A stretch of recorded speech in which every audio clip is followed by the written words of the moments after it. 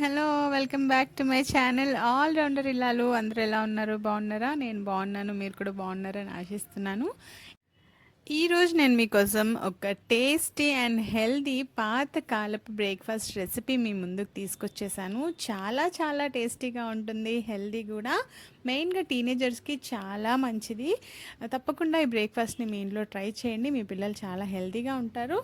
ఈ రెసిపీ చేసుకోవడానికి మనకి కావాల్సింది కొబ్బరి, బియ్యపు రవ్వ, నెయ్యి, బెల్లం, అంతే. ఈ 4 ఇంగ్రీడియంట్స్ తోటి ఎంత టేస్టీ హెల్దీ బ్రేక్ఫాస్ట్ చేసి పిల్లలకి పెట్టేసుకోవచ్చు. ఫస్ట్ మనం ఒక కప్పు బియ్యపు రవ్వని, బియ్యపు నూకైనా పర్వాలేదు, రవ్వ అయినా పర్వాలేదు, ఆ రవ్వని చక్కగా నీట్గా దోరగా వేయించుకోవాలన్నమాట. చక్కగా బ్రౌన్ రంగులో వచ్చేటట్టు వేయించుకోవాలి. అండ్ బియ్యం చక్కగా వేగిపోయిన తర్వాత ఇట్లా వాటర్తో తడిపి కొంచెంసేపు పక్కన పెట్టుకోవాలన్నమాట. అలా పెట్టుకుంటే ఏంటంటే బియ్యం చక్కగా నాని తొందరగా ఉడుకుతుంది. మనం పెట్టుకునేటప్పుడు ఒక కప్పు బియ్యం వేస్తే ఒక 2 కప్స్ నీళ్ళు వేసి చక్కగా చిలకరించి పెట్టేసుకుని నానబెట్టేసుకోండి. ఓకేనా? ఈ రెసిపీని మనం డైరెక్ట్గా స్టవ్ మీద పెట్టి ఉడికించకుండా ఇలా ఆవిరి మీద ఉడికించాలన్నమాట. మీ దగ్గర ఏది కుదిరితే అది, స్టీమర్ ఉంటే స్టీమర్, ఇలా చక్కగా నీళ్ళు కింద పెట్టి పైన రంధ్రాల కింద పెట్టేసుకుని చక్కగా ఉడికించేసుకోండి. కానీ స్టీమ్ మీదే ఉడికించాలి, డైరెక్ట్ స్టవ్ మీద పెట్టేయకూడదు అనమాట. కుక్కర్లో కానీ స్టవ్ మీద కానీ పెట్టేయకూడదు. ఇలా స్టీమర్ మీద పెట్టుకుంటే ఏంటంటే మంచి టేస్ట్ వస్తుంది. దాని ఫ్లేవర్స్ ఎక్కడికి పోకుండా చక్కగా ఉంటాయి అన్నమాట. అండ్ ఇందాక మనం నీళ్ళు పోసి నానబెట్టుకున్నాం కదా, నానబెట్టుకున్న తర్వాత ఇప్పుడు మనకి కావాల్సినంత ఉప్పు, మరీ ఎక్కువ వేసేయద్దు, జస్ట్ కొంచెమే వేయాలి ఉప్పు. అంటే కొంచెం టేస్ట్కి వేసుకుంటే సరిపోతుంది. ఇంకా అదంతా వేసేసుకుని ఉప్పు కలిసేలాగా మొత్తం కలిపేసుకుని ఇంకా మనకి వాటర్ పడతాయి అనిపిస్తే మళ్ళీ కొంచెం వాటర్ పోసుకొని స్టీమర్లో పెట్టే ముందు కొంచెం తడిగా ఉండేటట్టు చూసుకుంటే ఏంటంటే మనకి రవ్వ చక్కగా నీట్గా ఉడుకుతుంది అనమాట. ఇంక ఇట్లా స్టీమర్లో చక్కగా లేయర్స్ స్ప్రెడ్ చేయాలి, నీట్గా స్ప్రెడ్ చేయాలి. ఫస్ట్ బియ్యపు రవ్వ వేసేసుకుని, అదే నూక అనుకోండి, బియ్యపు రవ్వ అనుకోండి, ఏమైనా అనుకోండి, ఏమన్నా వాడచ్చు అని చెప్పాను కదా. సో ఫస్ట్ రవ్వని నీట్గా కింద లేయర్లో వేసేసి ఆ పైన మనం మిక్సీలో నీట్గా ఏమంటారు చక్కగా గ్రైండ్ చేసుకున్న కొబ్బరిని వేసేసుకోండి. ఇప్పుడు చక్కగా నీట్గా స్ప్రెడ్ చేసి పైనుంచి ఇలా హోల్స్ పెట్టాలన్నమాట. ఈ హోల్స్ పెట్టడం మాత్రం చాలా ఇంపార్టెంట్. ఎందుకంటే ఆవిరి అట్లా పైకి లోపలికి వెళ్ళి నీట్గా మొత్తం ఈవెన్గా ఉడకడానికి ఈ హోల్స్ బాగా హెల్ప్ చేస్తాయి. తప్పకుండా కింద నుంచి పైకి చక్కగా ఇట్లా హోల్స్ పెట్టుకోండి. మనం ఈ పిట్టని స్టీమర్లో ఉడకబెట్టుకున్నా, ఇట్లా ఆవిరి మీద ఎలా ఉడకబెట్టుకున్నా కూడా దాంట్లో ఒక క్లాత్ వేసుకుంటే ఏంటంటే మనకి తడి ఇంకా ఎక్కువ ఉండి, మాయిశ్చర్ ఉండి, లోపల రవ్వ ఇంకా చక్కగా ఉడుకుతుంది. అది ఎంతసేపు ఉడకబెట్టుకోవాలి అంటే మీ స్టవ్ హై ఫ్లేమా లో ఫ్లేమా దాన్ని బట్టి ఉడుకుతుంది. చూసుకుంటూ మధ్యలో చెక్ చేసుకుంటూ దాన్ని మీరు చెక్ చేసుకుంటూ ఉడకబెట్టుకోవాలి.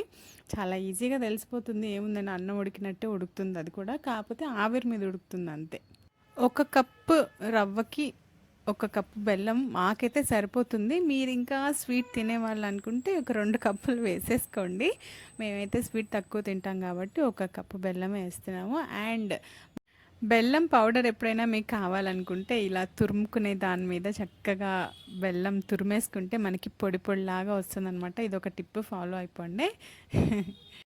మధ్యలో ఇలా వచ్చి చెక్ చేసుకుంటూ ఉండాలి తప్పకుండా. చూసారా అప్పుడే ఎంత చక్కగా ఇట్లా పైకి పొంగిపోయిందో.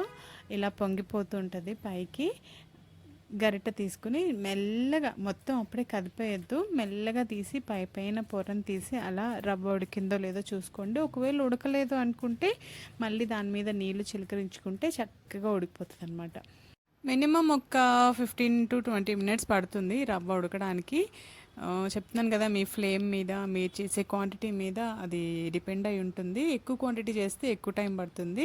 మీరు మధ్యలో ఇలా చూసుకుంటూ ఉడకకపోతే నీళ్ళు పోసుకుంటూ ఉంటే చక్కగా రెడీ అయిపోతుంది మన పిట్టు. ఇంకా మాదైతే రెడీ అయిపోయింది. ఇప్పుడు నేను దీంట్లో బెల్లం, నెయ్యి కలిపేసి పిల్లలకి అలా డైరెక్ట్గా వేడిగా ఇచ్చేస్తే లొట్టలేసుకుంటూ తింటారనమాట. బయట తినే జంక్ ఫుడ్ ఎందుకు పనికిరాదు. అప్పుడప్పుడు పిల్లలకి ఇలాంటివి చేసి పెడుతూ ఉండండి. మీరు కూడా మీ పిల్లలు హెల్తీగా ఎలా ఉండరో నేను కూడా చూస్తాను. అండ్ ఇందులో కార్బోహైడ్రేట్స్, బెల్లంలో విటమిన్స్, మినరల్స్, ఘీలో అన్ని హెల్తీ ఫ్యాట్స్ ఉంటాయి కాబట్టి పిల్లలు చాలా హెల్తీగా ఉంటారు. ఆ బయట జంక్ ఫుడ్ తిని తిని తిని వాళ్ళ హెల్త్ అంతా పాడు చేసుకునే పిల్లలకి వారానికి ఒకసారైనా తప్పకుండా ఇవి చేసి పెట్టండి.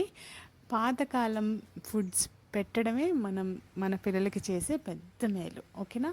ఇప్పుడు నేను ఇందులో బెల్లం అవన్నీ కలిపేసి నేను మీకు చూపిస్తాను. చూపించడం వరకే, మీరు చేసుకుని టేస్ట్ ఎలా ఉందో నాకు చెప్పండి కమెంట్స్లో.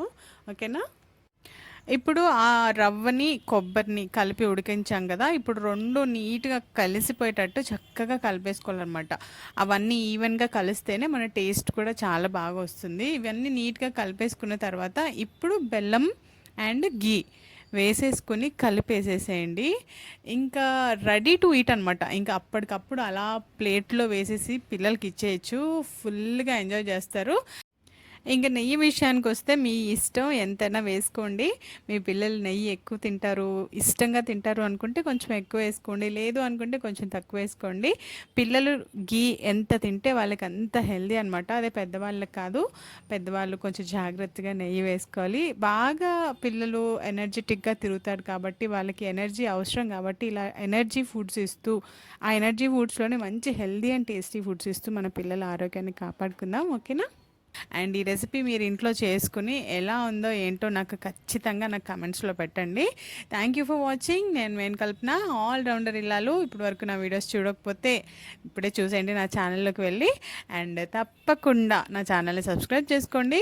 మంచి మంచి వీడియోస్ కోసం నా ఛానల్ని ఫాలో అవ్వండి. Thank you for watching. Bye.